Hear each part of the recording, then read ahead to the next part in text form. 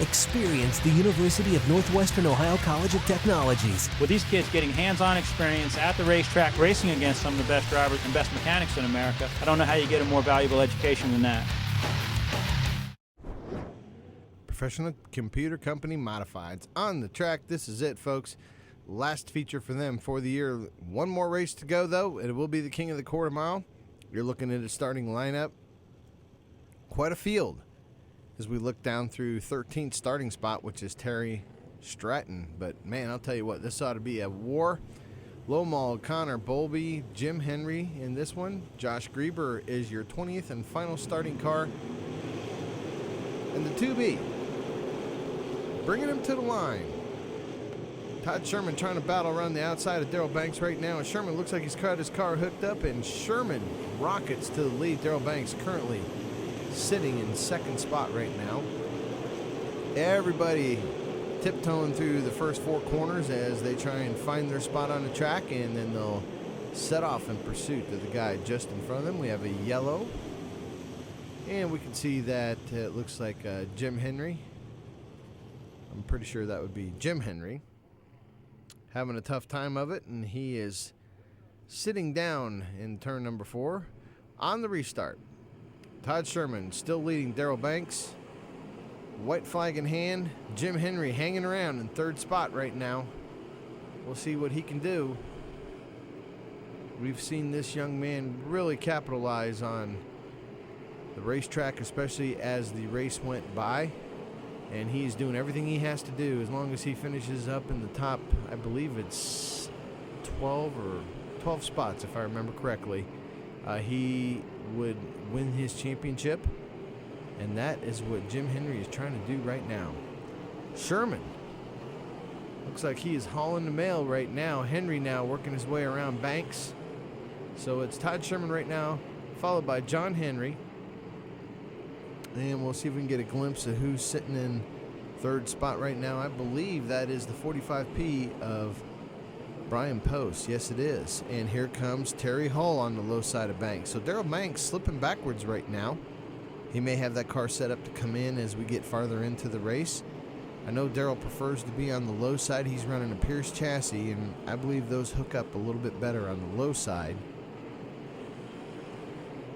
And right now, looks like the lead is pretty static for Todd Sherman. It doesn't look like Henry making any great gains on him at this point in time. You know, Todd Sherman, he wants into the King of the Quarter Mile. He has won it, I believe, 3 times since he's been coming to Limaland, and I know Todd Sherman puts a lot of importance on winning the King Quarter Mile.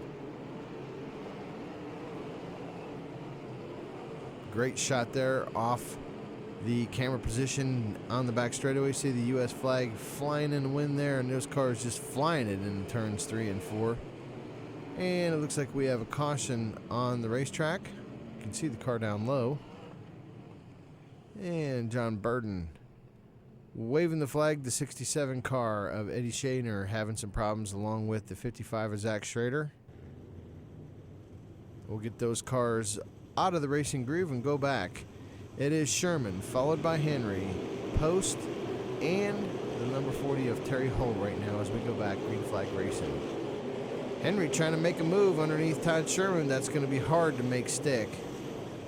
Unfortunately, by this time in the evening, you know, last week on Dirt Meeting, we talked about what happens to the racetrack as we go through the evening. Well, the bottom will start to dry out, and so will the top. But the top gets the cushion, and you can lean on it, so you can keep your momentum.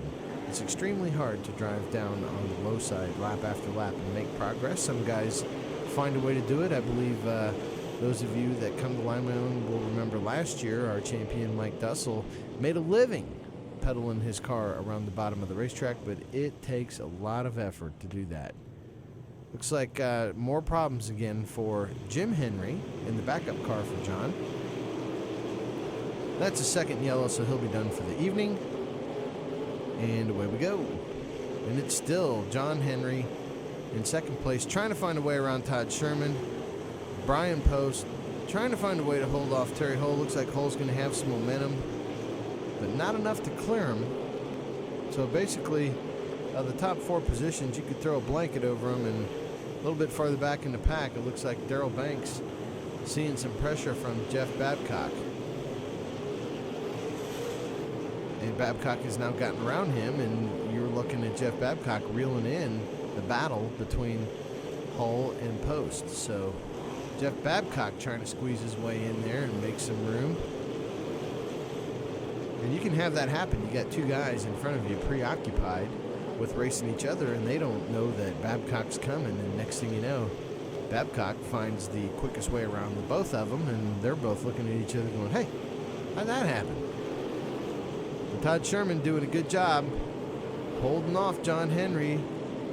Henry now seeing the front tire of Terry Hull. We go in this corner. Looks like Henry protecting the bottom. Smart move, young man. You know Terry's going to try and make the pass down there. And Henry's just riding around. I don't think he's trying all that hard to win the race. I think he'd win the race if he saw the opportunity, but he's not going to use up his car, nor is he going to put himself in an awkward position and cost himself possibly a spin or contact. We have a car around in turns 1 and 2. That is the 15 of Nick Caterhenry. And we'll get Nick straightened out. Go back green flag racing. It is now Terry Hull in third place. First and second has not changed. Todd Sherman leading them to the line, followed by Jon Henry. And at this point in time, looks like we are going to be crowning Jon Henry our champion, and we did. In the 2008 season, outstanding talent. Kid came a long way in a short period of time. Just an outstanding talent. Really a joy to talk to him. He has his head on straight. Car having some problems there. That's Babcock. Got it a little bit sideways. Here comes Terry Hull. Hull gets up over the cushion. You saw his car bobble there. That's what happens. They slide it in just a little bit too hard, and he goes over the cushion right there as well. That unsettles the car, plus there's a little ridge there that those guys have been leaning on. When you get over the ridge, that causes a little bit of concern for the driver because the car unsettles itself very quickly and it's hard to hold on to. Sean O'Connor has spun in the entrance of turns 3 and 4. And we'll have to get Sean scored away. A little bit of flame coming out as he restarts the car. It's still Sherman, followed by Henry with Hull and Post. And the battle between Banks and Babcock rages on. Looks like Jeff Babcock might have a head of steam coming down the back straightaway. There he is up high. Pitches the car sideways. Wow. Really throwing that car around there is Jeff Babcock. Babcock now trying to get around Post and Banks. We'll see how the race plays itself out. Babcock now on the high side.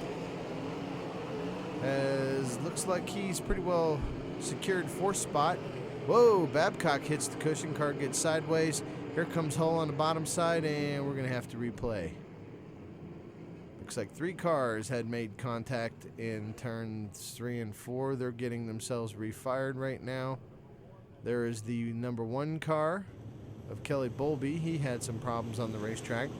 So it's Sherman, followed by Henry, followed by Hull, followed by Babcock. It's a 1-lap shootout right here, folks. Can Henry get it done?